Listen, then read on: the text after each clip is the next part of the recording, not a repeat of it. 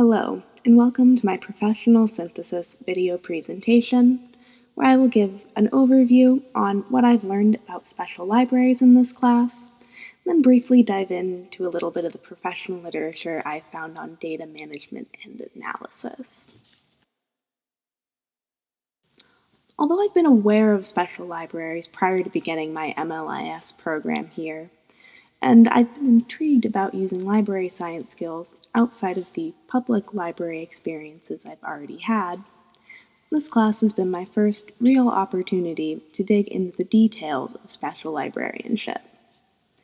An aspect that particularly appeals to me about working in special library settings over public libraries where I've already had experience is providing more in-depth help to a specific group of users. Presently, I don't know what kind of special library I want to end up working in, so I find that Special Library Association's website and resources provide some of the best general information for building professional competencies for the variety of businesses and organizations special librarians work for. Although I may learn more about what I want my intended career path to be, and be driven towards a more specific professional organization, I think I will likely choose Special Libraries Association for my complementary professional organization membership this fall in Info 200. My favorite of Special Library Association's core competencies for information professionals is the one entitled Information and Data Retrieval and Analysis. This competency describes many of the tasks I find most intriguing and rewarding in my current professional work, which often involves either searching in our own proprietary databases or in our internal files. Additionally, I particularly love statistics and would especially enjoy teaching basic statistic concepts and the related skills to effectively and accurately interpret and then use the statistical results available to the organization. Data analysis is a topic I'm always particularly excited to study and have a lot of familiarity with from my undergraduate studies in probability and statistics. Among the various programs for data analysis and visualization discussed in this chapter, I'm personally most familiar with Excel and the programming language R. Data management, on the other hand, I'm more unfamiliar with, and as someone who's experienced their fair share of computer crashes, was most intrigued to learn about the disaster recovery and backup schemes described in this chapter. Now I'll provide some highlights on some of the scholarly literature I found particularly interesting on data analysis and research. I use Excel every day at work, both for the mundane tasks like internal requests, to more exciting data analysis projects like one I was able to design and implement towards the end of last year, in which I determined for the first time in company history what our client services department's specific call drivers were,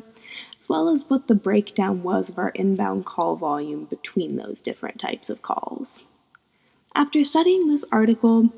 I feel that pivot tables are actually a stronger tool than I currently had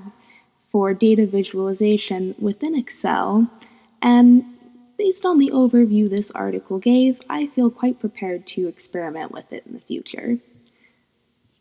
So far, everything I've learned in Excel has been primarily self-taught, either through experimentation and online research, so of course there's many things I still haven't tried.